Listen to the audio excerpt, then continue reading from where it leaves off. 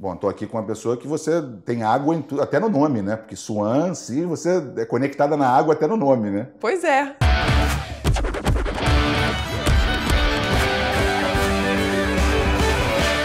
Ninguém deu o nome de Suan por causa de Cisne, não, né? Eu nasci com Você Suan, nasceu... nasci com Suan. Meu pai, Robert Suan, então família escocesa.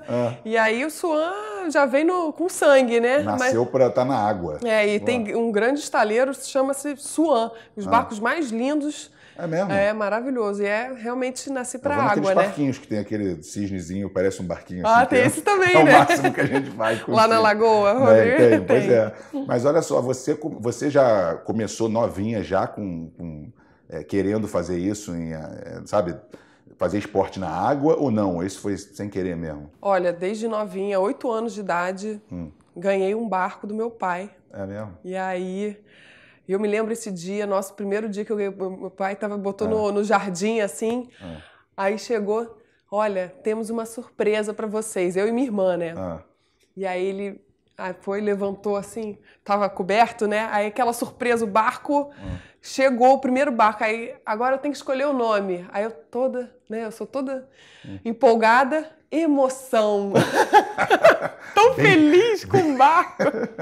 Bem brega o nome. Bem brega. Mas assim, eu acho que velejar traz isso mesmo, traz essa coisa de busca, de você estar se superando e se emocionar é bom, né? Mas eu tô falando isso, sabe por quê? Porque no final das contas, assim, todo atleta, ele tem uma história de quando era pequeno, por que ele começou. Pô, você tem tantos garotos que dormiam com bola, dormiam com a bola, meu pai era assim, dormia com a bola, sabe? Botava quase que travesseiro. Então, quase todo mundo tem alguma explicação são pouquíssimos os casos, né, de crianças que viram adolescentes e depois procuram aquele esporte. Geralmente sempre tem alguma história, né? Cedo com aquele negócio. A minha, assim, pra velejar, o que me marcou uma época foi com uns 9 anos, assim, minha tia veio da Olimpíada de 92, de Barcelona. Era sua madrinha também, minha madrinha, Cláudia Suan. E receber ela, vindo da Olimpíada, com aqueles mascotes, com as fotos, com as histórias, aquilo pra mim ficou no meu imaginário de uma forma, me marcou demais. Eu falei, eu quero ser isso. É isso que eu quero ser, né? Você fica... Isso é legal. Isso é bom, né? Tem também isso, né? Uma história de você...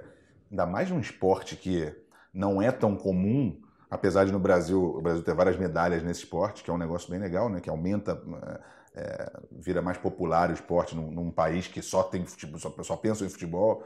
Mas assim, é uma história interessante, porque não é qualquer uma assim, ainda mais uma mulher. Você é alta, você vê jogador de vôlei, né? Já falaram isso pra você. Basquete ou vôlei, né? Já joguei vôlei, até fui federada, já joguei. Inclusive usava um número 7, que eu acho que você gosta também, né? Imagina. Porque rap 77. Imagina, Até queria saber por que eu nasci em o 77. Eu nasci em 77. Por isso. Já me perguntaram muitas vezes sobre o nome, mas o rap 77 foi porque eu tentei tantas vezes botar aquele e-mail, acho que foi 95, por aí. Aquele negócio de botar júnior, arroba, não sei o quê, júnior 7. Eu tentei umas 50 combinações e não conseguia. Quando eu botei o rap 77 deu, porque eu gosto de rap, eu falei, eu vou deixar. Virou o nome da minha empresa, né? Depois de muito tempo de eventos, e agora virou o nome do meu programa. Então, essa é a história. Mas eu só jogo com a 7. Você falou que gosta de 7, eu só jogo futebol com a 7. Eu só jogava com a 7 também, de vôlei. Então a gente combinou no número. Combinou no número. Vem cá, a gente teve agora, há pouco tempo, nesse evento do G10, que eu recebi uma homenagem lá, bem bonita, de empresária, até fiquei bem feliz. Meu tio Edu estava lá e recebeu o prêmio também. A gente se conheceu lá. E eu vi a sua palestra, que eu fiquei encantado com a palestra. Não só eu, como muita gente lá, pessoal de esporte. E eu queria falar sobre essa palestra. Queria que você falasse sobre essa palestra, como é que você teve a ideia, porque você ainda é atleta em atividade. Sim. Então, para ter que conciliar a palestra com você ainda praticando, é uma coisa bem... Eu não sei como é que deve ser, mas eu queria saber como é que você teve a ideia assim, de fazer isso. Bom, assim, você quer passar, né? O que você aprendeu, e eu vivi muita coisa pelo esporte. Eu vivi muitos ganhos e muitas perdas, e eu acho que você tem que aprender nesse caminho, né? A vida é feita de altos e baixos, e ação, reação, a gente tem que estar firme, assim, e a palestra traz muito isso, traz muito, assim, você enxergar mais o todo da sua vida e não se apegar aos pequenos obstáculos, ou entender que né? O obstáculo é o que te fortalece, é o que te faz melhor. E assim que eu encaro, sabe? Eu acho que as coisas que acontecem na minha vida na busca sempre por melhorar e aprendendo com as experiências. E passei isso na palestra. E eu acho que é legal você conseguir associar. O adulto aprende por associação. Ele não aprende, não tem a mesma cabeça de uma criança que está ali mais fresca. Então ele tem que se associar às experiências que ele viveu também para aquilo fazer algum sentido. Então eu busco... Não, esse negócio da associação, você falou, a gente estava ali num evento que era de empresários. E você falou muito ali de business, né? Você até usou ali eu não me lembro qual foi a expressão que você usou, mas você estava falando assim, que nem você sendo um atleta de um time olímpico ou você ser um funcionário da empresa. Eu não me lembro se foi alguma coisa assim, né, que você usou, que eu achei bem bacana, porque ali você chama a atenção das pessoas ali que não são do esporte, né? Que não são do esporte e, assim, que podem tirar a lição do esporte, né? Podem tirar muita coisa. Eu vivi um pouco esse lado de empresa, porque quando terminou 2016, né, que eu competi em 2016, eu optei, não, vou parar um pouco, que eu preciso oxigenar, assim, porque senão vai ficar só água salgada no sangue. Fogo, né? E eu quero também ver o que está rolando na terra, porque, tipo, né, você fica tanto tempo no mar, tantas futuro horas. Também, né? Que meu futuro também. Acaba, então, por aí. Não sabe, mas... Não é fácil. Não é fácil. Aliás, o mais difícil para o atleta é saber a hora de parar. É que o atleta vive do corpo, e aí... Uma hora que o corpo começa a dizer para você, olha, não tá dando, você tem que fazer outra coisa. E aí, às vezes, o que o atleta sabe fazer a vida inteira é só aquilo ali, não se preparou, né? Eu acho que você tem que manter o plano B andando. Eu assim, me formei na UF, comunicação, fiz pós-graduação no IBMEC, então, assim, tem uma... Com o sócio Marcelo Salim, que te deu aula. Com seu sócio, inclusive, uma coincidência. Aliás, foi um professor marcante que eu tive, animado na aula, engraçado. Empreender, vamos sair fora da caixa. O Bernardinho, por exemplo, ele dá palestra sendo treinador e ele tá aí, né? Tem alguns que até fazem.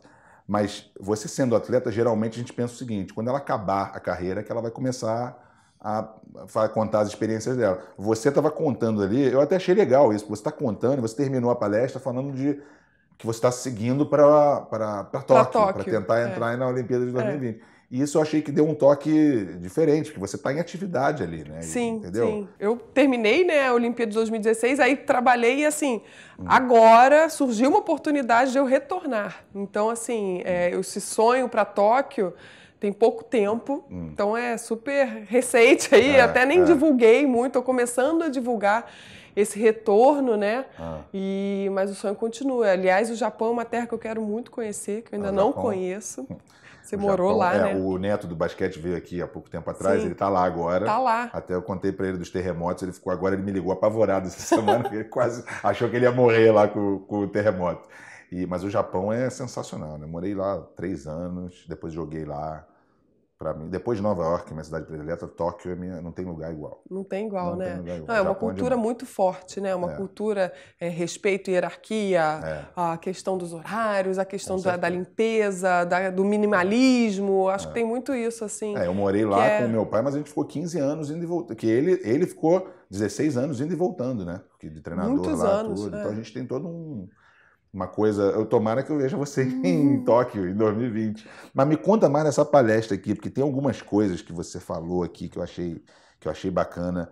Primeiro, do preconceito, né? Que você até falou sobre não só ser mulher, mas também de ser de um esporte que não é um costume de todo mundo. Eu queria que você falasse disso. Você tocou em assuntos ali, é mó barato, uma coisa que você falou de brigar, de você ter garra e determinação, que você contou de uma briga, não foi, com a tua parceira? Tive uma briga. Eu quero que você fale disso daí um pouquinho. Assim, é um esporte completamente masculino, e sempre foi muito masculino, até então, porque a gente não tinha medalha. Com uma maioria, né? Com uma maioria. E assim, para reconhecer a vela feminina... Nossa, eu me lembro eu começando a treinar assim no clube falando, não vai dar em nada não, vai treinar, vai fazer o quê? Assim, ninguém acreditando. Eu falei, tá bom, espera. Entendeu? Porque vai estar vibrando com a minha medalha aí. Daqui a pouco mal sabe ele. Deixa que os planos não são, o sonho não é baixo, o sonho é alto. E hoje olham com respeito, né, pra mim, porque...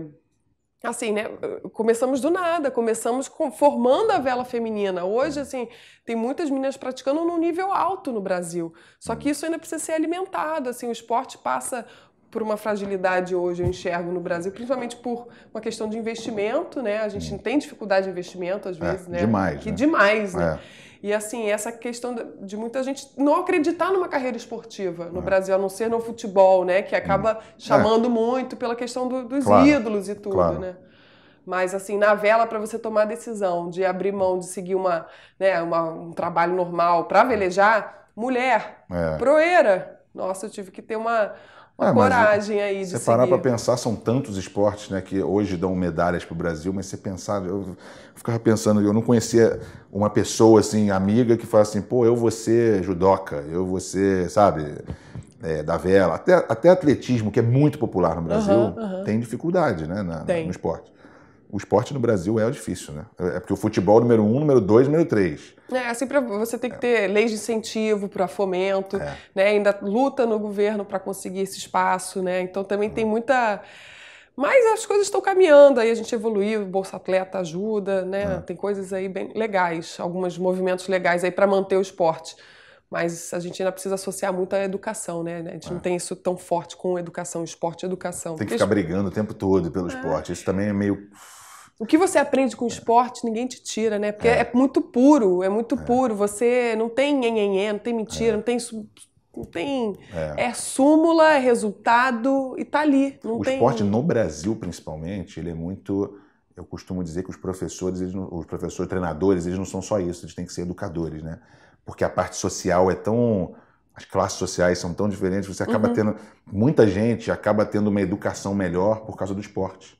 Porque não tem essa educação em casa. Não tem educação em casa. E ganha... As referências vêm do esporte. Exatamente. Vem assim, então, como se portar, né? O que fazer, os valores, vêm do esporte, né? E aí o esporte é muito rico nesse sentido. Mas você falou o negócio do futebol, eu sempre digo assim que o segundo esporte do Brasil, quando me perguntam lá fora, pô, depois do futebol, o que o brasileiro gosta? Eu digo, depende de quem tá ganhando.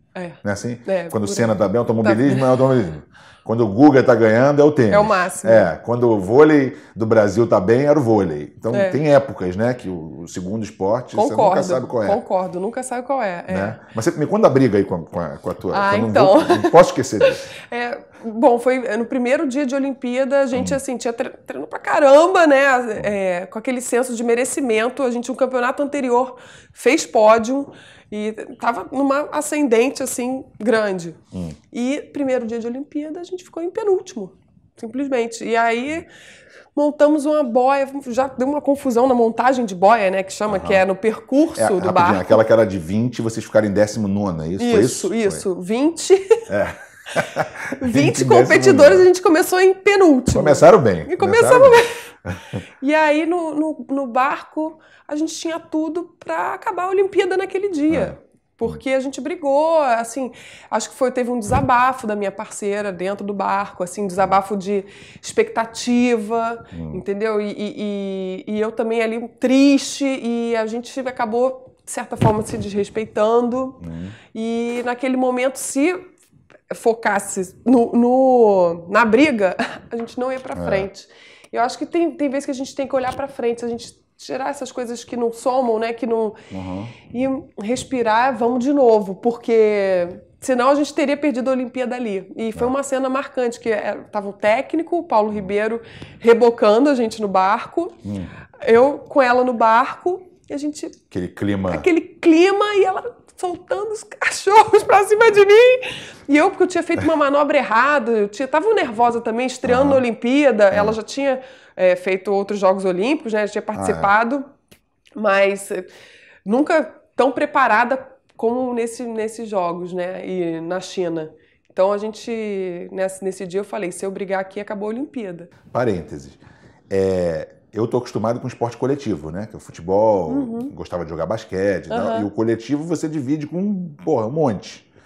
E o esporte individual, né? O tênis, é só você. Você tem que ter uma força mental. Agora, deve ser, porque é igual casamento, você tem que ficar... É casamento sem a parte boa. Bom, todo casamento tem isso, tá? Mas olha só. Essa pressão. Cara, mas assim, dois deve ser muito... Deve ser uma dinâmica bem... Eu não sei, não tenho nem ideia de como seja. Porque tudo você tem que combinar, né? É como uma... Eu não sei nem como... Cara, deve ser muito estranho. Pra você deve estar acostumada, mas assim, eu não... Porque você depende exclusivamente daquela pessoa. Num coletivo você tem outros 4 que... Você depende do rendimento daquela pessoa, você precisa entender as limitações e as vantagens daquela pessoa e enaltecer como ela reage isso. Como ela reage. Você tem que se domar as suas, vamos dizer assim, dificuldades para evitar que a outra fique ruim, mal, e enaltecer as coisas boas para que isso seja valorizado e ganhe força. Então é um jogo, assim, é um jogo também. Ali, a própria comunicação, quando você comunica bem no barco e a atitude muda, influencia a sua parceira. E vice-versa, né? Se a sua parceira tá assim, ou se tá... Né? Quer dizer, não basta garra e determinação sua. Você tem que ter a tua e ainda tem que... Ajudar, com certeza. Se a outra não tiver... E o outro lado também, é uma troca, Mas é rico, assim, porque você aprende muito de relação humana, né? Que você vai no limite ali, você tá na pressão, tem que passar o barco, você tem que velejar melhor e tem que apoiar, não pode brigar, porque se briga dentro do barco, acaba. Pelo menos um dos dois tem que estar com a cabeça assim, tem que né? estar com a cabeça firme, tem que ser o que bota panos quentes, sabe? Tem que ser... Você contou na palestra que nessa hora você pensou, eu não posso brigar, porque senão vai fugir do nosso caminho, Vai fugir do nosso caminho, porque agora eu tenho que respirar, não levar isso a sério. Bom, aí o que aconteceu? Aí ele te rebocou. Aí o treinador rebocando vocês brigando. Aquele sol. E aí eu fui pro quarto, sabe? A gente estava em quarto separado lá. Porque geralmente ficam as duplas juntas, só que a gente conseguiu quartos separados, até porque é muito intenso o convívio. Imagina ainda dormir no mesmo quarto. Então a gente precisa daquele momento de respiro, né? Eu dormi sem dar boa noite, aquele negócio de vira pro lado. Aquela coisa. Até amanhã. Às 9 a gente tá lá. Amanhã vamos melhor. Mas eu falei, nossa, eu rezei muito naquela noite. Eu escutava Clara Nunes à noite. Clara Nunes, um sambinha, porque eu amo Clara Nunes. E aí eu escutava, gente, uma música bem brasileira para me dar força. Né? Sambinha antigo, nossa, sambinha raiz, maravilha. E aí eu escutava e cantava pra... Sabe, quem canta seus males espanta? E eu... Ainda bem que você estava sozinha, né? Se estivesse cantando do lado dela, dá pra você abaixar isso aí. Dá pra você abaixar, Aí eu dei uma flor pra ela, assim, com todo sentimento, comprei, fui no mercado na China comprar uma flor, porque pra de alguma forma mostrar, assim, meu carinho, entendeu? Por ela. E eu acho que isso tudo ajuda, sabe? Eu acho que isso tudo é uma construção, assim. E tem um outro detalhe que eu não falei na palestra. Mas tem dias reservas, né? Porque você conta com tempo. Então, às vezes pode ter vento, às vezes pode não ter vento. E aí você deixa um dia reserva para competir, para conseguir completar todas as regatas da Olimpíada, né? Que são um total de 10, 12 regatas.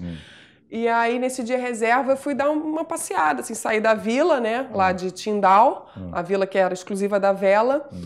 E aí achei um potinho com várias criancinhas chinesas costuradas no potinho.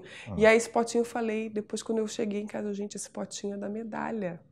Esse potinho é da medalha. Cismou com isso. Eu cismei com isso. E aí um dia antes da medalha a gente foi melhorando durante a Olimpíada, a gente foi crescendo. Aquele dia superamos aquele primeiro dia, a gente conseguiu reativar nossas forças e eu deixei um dia antes de entrar para a água lá para a Medal Race, que a gente entrou para buscar a primeira medalha olímpica feminina, né?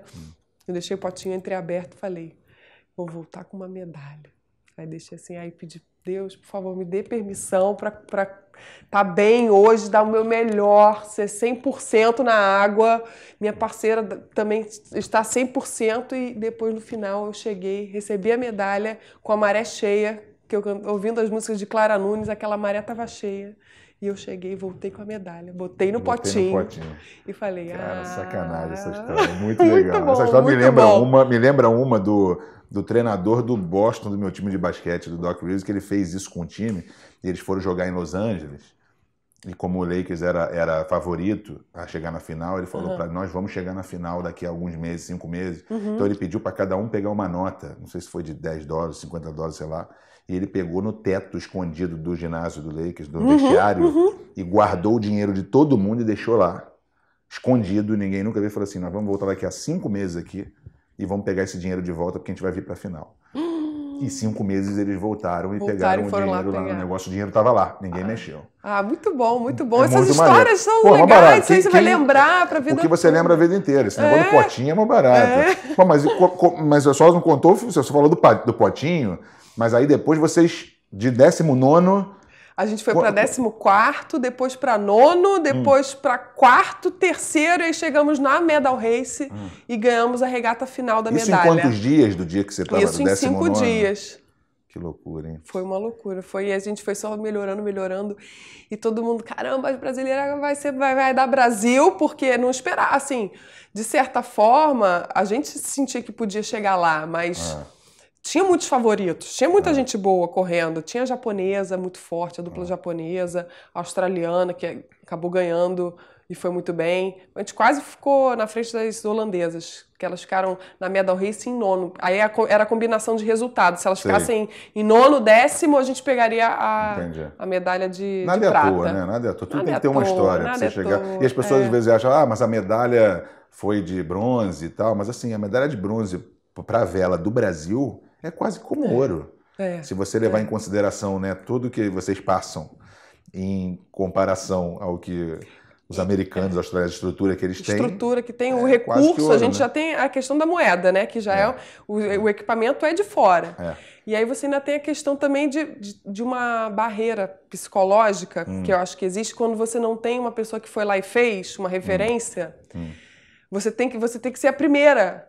Aí você quebra mais barreiras para ser a primeira, entende? Quando você tem um exemplo que fez e superou e tem um caminho e pode te ajudar nesse caminho. Não, mas o fato a gente não tinha nenhuma mulher referência assim ganhando medalha, né, no Brasil. Então nós realmente fomos as pioneiras aí. Que legal. Muito bom, foi muito Isso bom. daí, eu suponho que essa foi a maior emoção da tua vida. Agora, tem uma outra coisa que você cita na palestra e que eu te confesso, quando você mostrou o vídeo, eu lembrei você fazendo aquele discurso. Eu não lembrava que era em Copenhague, né? Foi em Copenhague, mas você foi nomeada embaixadora da Olimpíadas do Brasil em 2016. Que ano foi aquele discurso? 2009. 2009, quando foi logo depois que anunciou, que teve o anúncio daquele negócio de Copacabana. Isso, o bandeirão em Copacabana, e eu tava lá em Copenhague. E assim, foi muito inusitado eu passar, representar, né, os atletas e falar na frente. Tava Pelé, tava... Quantas pessoas tinham? Você nervosa lá na frente de todo mundo? Nossa, acho que todos os membros do Comitê Olímpico Internacional. Príncipe, entendeu? Da Dinamarca. Só isso, uma né? loucura pra falar em inglês, de teleprompter. Eu falei, segura essa. Mas eu falei, não, vou me preparar como se fosse uma competição. Tô competindo pelo Brasil. Legal. Chicago, beijo, tchau. Tava Michelle Obama, beijo, tchau, Michelle Obama. Ela tava lá? Ela falou, ela falou lá. Ela discursou em prol de Chicago. Mas eu acho que a gente estava muito inspirado. O Brasil estava num momento muito especial em 2009, né? A gente estava capa da revista Time, com o Cristo voando. Eu lembro então a gente estava num momento econômico muito seguro, né? Inclusive pessoas que hoje estão aí candidatos à presidência estavam lá. Falando de uma coisa que não é tão bom assim, é que é o seguinte: o que você estava falando ali, eu lembro de você fazendo um discurso, eu lembro disso. E eu lembro de estar também pensando assim, você estava falando algumas coisas, nossas praias, não sei o quê, e dava um medo, um pavor, porque a gente pensava, caramba, será que a gente vai fazer isso aqui funcionar? Né? Porque a gente tinha muito medo disso. Por mais que a gente saiba que no Brasil nada dá certo, só que aí quando tem esses eventos, muda. Tudo pode acontecer. Tudo pode acontecer, tudo sai perfeito. Eu passei aqui na Avenida das Américas, aqui na Barra, 3 dias depois que acabou o Pan-Americano, e tava uma segurança incrível, né, no Pan-Americano, eu vi um assalto na minha frente, no retorno, o cara saindo do carro com uma arma na cabeça, botando arma na cabeça de uma mulher, com uma criança. Deus. Isso foi 2 dias depois do Pan-Americano, porque eu sabia que quando acabasse, ia voltar tudo ao normal. Então, quando você estava falando alguma daquelas coisas ali, eu estava pensando, puxa, será que isso vai acontecer mesmo, porque é o legado, tudo aquilo que a gente sempre fala. A gente acredita, né? A gente acredita que, poxa, que pode mudar. Um evento como a Olimpíada realmente coloca o Brasil no mapa, colocou o Brasil realmente no mapa, assim. Eu acho que a imagem que muita gente tinha do Brasil, né, era assim, samba, futebol, né, assim, mulher mulata sambando, entendeu? É muito isso. E a gente conseguiu entregar esses jogos da melhor forma possível, sabe? Eu acho que foi, apesar do investimento, apesar disso tudo que ocorreu, desvios, né? Esse modus operandi. Pavor de negócio de Zika, que o único caso que teve foi mentira, que foi não, de assalto, foi de Zika. Não, Zika e assalto. Aquele nadador que foi uma vergonha o que ele fez. E que bom que a gente conseguiu segurar nas câmeras e provar que nada tinha acontecido, mas isso virou tema pro Itamaraty, entendeu? Foi assim, chegou bem alto e a gente provou, peraí, brasileiro não. Olha quem está fazendo errado, né? Não somos nós. Isso foi bom também, essa imagem externa. Achei bacana que você falou uma coisa na palestra, que é o seguinte, o legado, ele nem sempre é o legado dos hospitais, da segurança, tá? É o legado do esporte também, né? Sim. Que você chegar ali, entrar na Vila do Pan, aonde estavam as competições. Eu fui no basquete ali um dia, parecia... Nossa, era um sonho, né? Você parece estar mal comparando o Rock in Rio, que para música é aquilo, você entrava ali e você fala, caramba, eu vi isso aqui na televisão em todos os lugares do mundo e agora está aqui, no quintal da minha casa, né? E a gente tá aqui. E olha essas imagens na TV, as imagens que passaram da Olimpíada do Rio, são lindas, as imagens lindas, entendeu? E rodou o mundo e a gente, sabe, fez algo muito positivo. Você mostrou uma da vela, que a câmera vem aqui, né, no Rio de Janeiro, mostra a Baía de Guanabara. Nossa, essa da Bahia, mas a Bahia foi um ponto chato, né? Não, então, mas peraí, mas eu ia tocar nesse assunto. Por quê? Porque no teu discurso, você de embaixadora era do projeto, era Bahia Viva, né? Sim, eu apoio o projeto Bahia Viva, que é a limpeza da Baía de Guanabara. Sim. Só que no discurso eu falei, Guanabara Bay, the place that I've learned how to sail, não sei, entendeu? Eu estava defendendo Guanabara Bay e assim, tinha um plano de despoluição que efetivamente não ocorreu. Né? E assim, é aquela coisa do resolver para os jogos, vamos fazer uma rede de contenção e aí aquele enxuga-gelo, entendeu? E não resolve a longo prazo. E aí você contou na palestra, que é uma coisa que eu não lembrava, acho que eu nem sabia disso. Se eu sabia, eu não lembrava. Já não bastassem todos os obstáculos que você tem que passar, né, no esporte, para poder ser velejadora, para você mulher, para você competir, medalha e tudo, no seu país, quando você fez o discurso falando tudo isso, você ainda tem que... Conta o que aconteceu com o teu barco na Baía de Guanabara.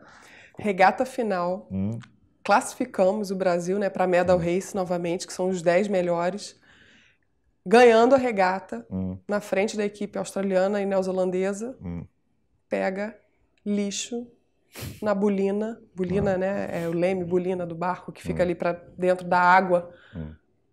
A gente pegou lixo, sujeira que atrapalha o rendimento, são anos e anos de treinamento que você não consegue andar para frente e atrapalha diretamente esse resultado. E aí eu fico pensando, gente, por que acontece? Por que aconteceu com a gente, né? Por quê? Foram 2 vezes, não foi? Durante a regata 2 vezes. Dá pra ver a filmagem da regata aérea. Nosso barco, ele começa a parar, assim.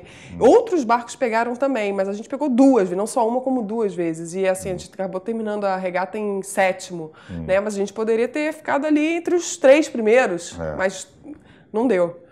Mas aí, uma situação dessa, que você chega, treina 8 anos para buscar, para competir nos Jogos Olímpicos, pega lixo, depois defender a Bahia, não contar, né, fazer barqueata. Eu fiz barqueata Bahia Viva para limpeza da Bahia, aí juntamos, né, um grupo de ambientalistas, esportistas, pessoas interessadas na limpeza.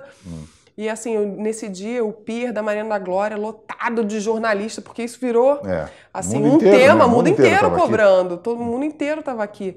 Mas não limparam. E hoje, especialmente, velejei hoje e estava bem sujo. Estava bem sujo, várias vezes. E assim, e inclusive com cheiro de esgoto. 2 anos depois, 2 anos depois. Mais de 2 anos, e aí que largaram mesmo, depois da Olimpíada, que largaram mesmo, né?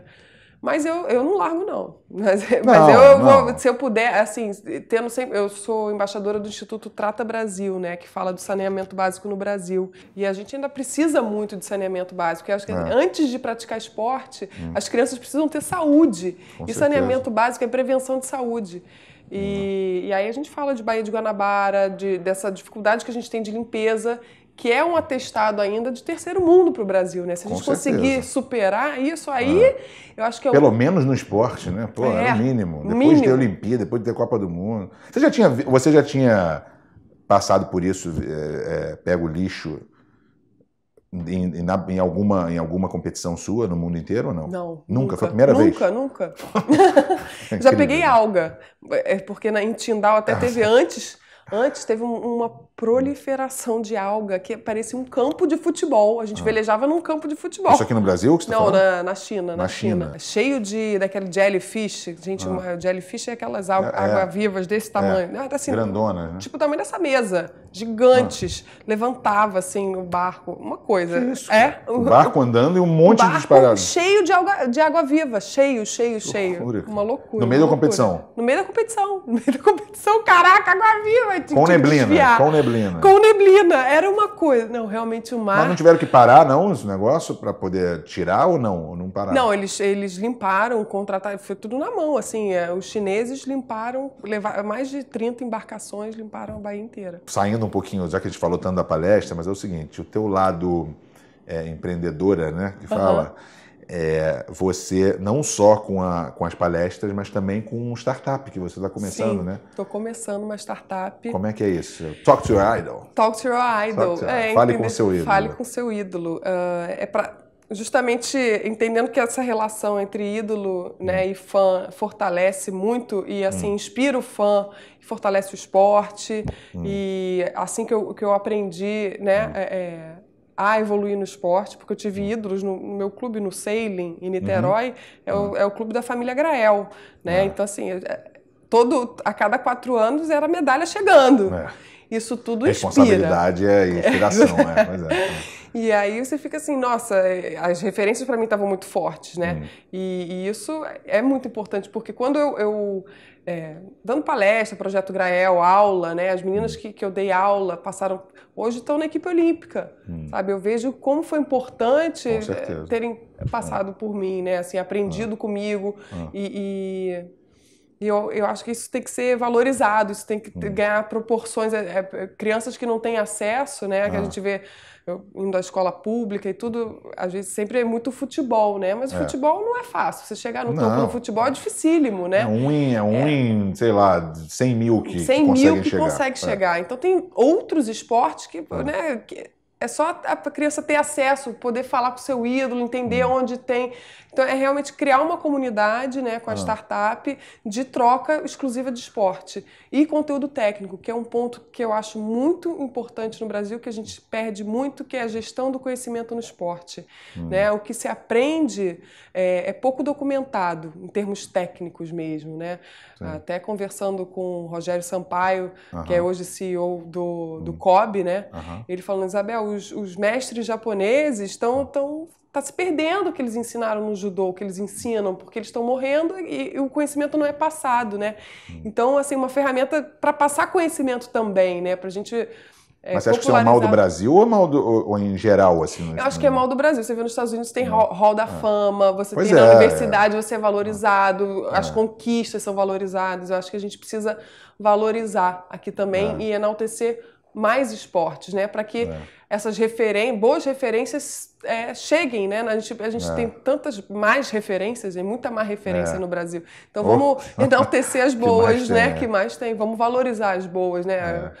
Então acho que é por aí. O intuito, o propósito da ferramenta é esse. E basicamente assim, o ídolo falar com seus fãs e passar o conhecimento. Pô, que barato. O Smigo, quando esteve aqui, a gente falou sobre isso. Ele fala muito disso, ele fala muito do futebol, mas ele fala dos esportes também, que o brasileiro ele não dá muito valor, às vezes, a alguns ídolos, que eu vejo assim, o cara ganhou tudo na vida, ganhou medalha de ouro pro Brasil, o cara passa às vezes como se não fosse... Ninguém sabe. E as pessoas ou não dão aquele valor que deveriam dar, sabe? Eu acho que... Robert Scheidt, 11 vezes campeão mundial, assim, é uma máquina, entendeu? Mas nem mora mais no Brasil, tá morando na Itália e, assim, se passar pela rua talvez nem sempre vai ser reconhecido.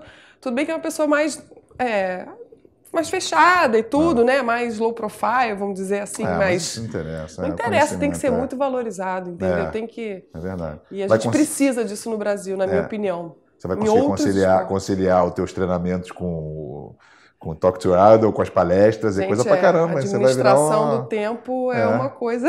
Vai virar uma multitask. Muito... Bom, assim, na vela, hoje eu vou entrar para parte física e treino dentro da água, a parte logística, a parte de manutenção de barco, que eu fazia antes, que eu cheguei a cruzar 4 países dirigindo para ir competir em um dia. Dirigindo na Europa com uma Ducati, Martini Grael do meu lado, aprendendo a dirigir com um reboque atrás e os caminhões lá gigantescos na Europa. São as dificuldades que o atleta passa, que muita gente não sabe, né? Assim, porque não tem aquela coisa, de repente, né, de uma equipe de vôlei, pronto, você vai pro ginásio, tem um hotel. Não. Entendeu? Vai que vai. Você vai com seu próprio equipamento, haja garra e haja determinação, haja vontade, né? É mesmo. Olha, adorei ter você aqui, adorei que você gosta do set também, e vou te cobrar você voltar aqui depois da Olimpíada de Tóquio, se Deus quiser, com uma medalha, né? Vou esperar. Tá Brinde. bom. Obrigado. Obrigada.